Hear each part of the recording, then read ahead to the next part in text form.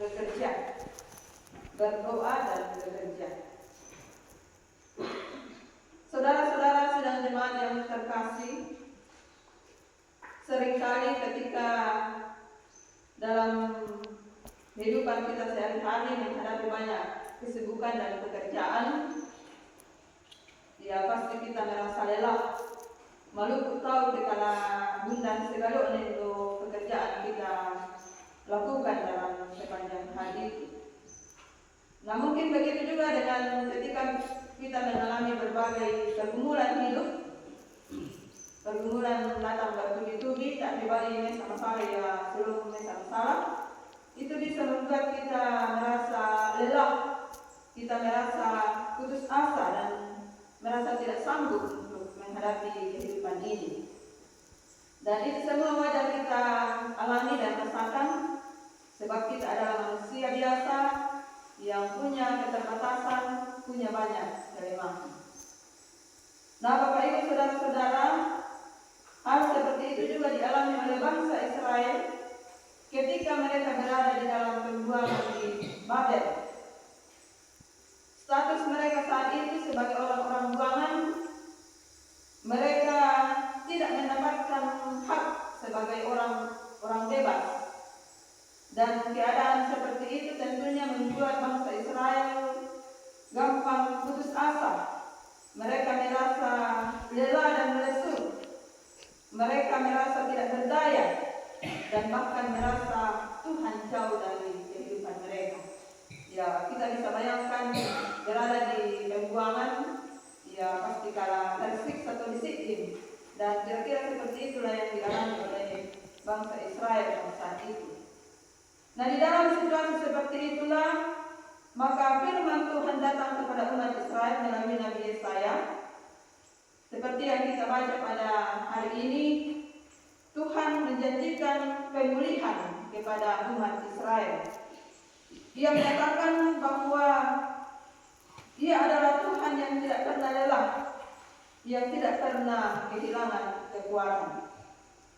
Di dalam ayat 29 yang kita baca, menegaskan bahwa Tuhan akan memberi kekuatan baru kepada umatnya yang lelah dan menambah semangat kepada mereka yang tidak berdaya. Nah, ayat ini menunjukkan kepada kita bahwa Tuhan itu adalah Allah yang sungguh peduli kepada kondisi manusia. Dan ini juga menunjukkan bahwa kekuatan sejati tidak bersumber dari kemampuan manusia semata, tetapi bersumber dari Tuhan. Selanjutnya di ayat 31, di situ dikatakan bahwa orang-orang yang menantikan Tuhan akan mendapatkan kekuatan baru. Kata menantikan Tuhan di sini bukanlah dalam arti yang pasif, artinya tidak sama dengan duduk, diam dan menanti Tuhan atau berlaku secara pasif.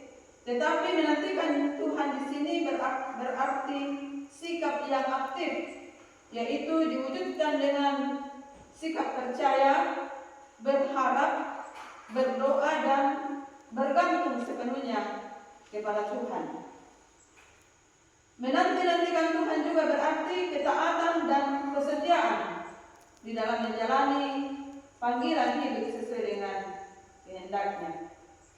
Dan di dalam firman Tuhan saat ini, orang-orang yang menantikan Tuhan akan mendapatkan kekuatan baru.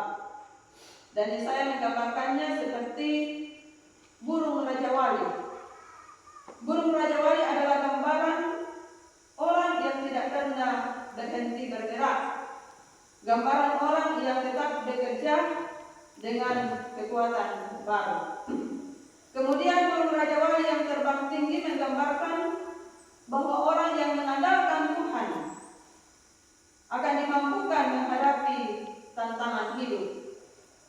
Semakin tinggi, semakin besar badai yang dihadapi, namun karena ada kekuatan dari Tuhan, membuatnya berhasil menghadapi setiap tantangan. Sidang jemaat yang terkasih di dalam Tuhan, melalui firman Tuhan pada saat kita dipanggil untuk menjaga keseimbangan antara berdoa dan bekerja. Di dalam pekerjaan kita sehari-hari, kita dipanggil untuk menyerahkan segala pekerjaan kita itu kepada Tuhan melalui doa. Namun pada saat yang sama juga kita juga dituntut untuk melakukan bagian kita, yaitu setia melakukan tugas dan pekerjaan kita sehari-hari. Nah, bisa kita gambarkan bagaimana menjaga keseimbangan antara berdoa dan bekerja itu. Yang pertama, sebelum kita melakukan pekerjaan kita, tentunya kita harus berdoa dulu. Berdoa menyerahkan diri kita kepada Tuhan, menyerahkan semua pekerjaan kita kepada Tuhan. Selanjutnya, setelah kita berdoa, kita terjun ke pekerjaan kita melaksanakan pekerjaan kita itu dengan sungguh-sungguh. Di dalam melakukan pekerjaan kita dipanggil untuk tetap taat dan setia melakukan kehendak Tuhan. Ya, contohnya kita bersikap jujur dan adil dalam pekerjaan kita. Kita bekerja dengan mengasihi, menghargai sesama kita. Intinya bahwa kita melakukan kebenaran atau hal-hal yang sesuai dengan prinsip-prinsip iman Kristen. Selanjutnya, ketika kita selesai melakukan pekerjaan kita dengan sungguh-sungguh, maka hendaknya kita kembali berdoa, menyerahkan hasil pekerjaan kita itu kepada Tuhan. Kita percaya bahwa melalui ketekunan kita berdoa dan kesungguhan kita di dalam melakukan pekerjaan kita, maka Tuhan akan memberkati, Tuhan akan memberi kita kekuatan, dan Tuhan akan selalu menuntun menyertai kita di dalam melakukan setiap pekerjaan itu. Dan terlebih juga di dalam menghadapi berbagai tantangan dan pergumulan hidup kita, apapun persoalan yang kita alami, janganlah kita mengandalkan kekuatan kita sendiri, tetapi teruslah berdoa dan berharap kepada Tuhan, sebab hanya Tuhan yang akan mampu memberi kita kekuatan di dalam menghadapi setiap persoalan hidup. Ingatlah Bapak Ibu Saudara-saudara, bahwa berdoa tanpa bekerja dapat membuat iman kita pasif karena tidak ada tindakan. Dan sebaliknya, bekerja tanpa berdoa membuat kita mengandalkan kekuatan sendiri, dan itu juga tidak akan berhasil bagi kita.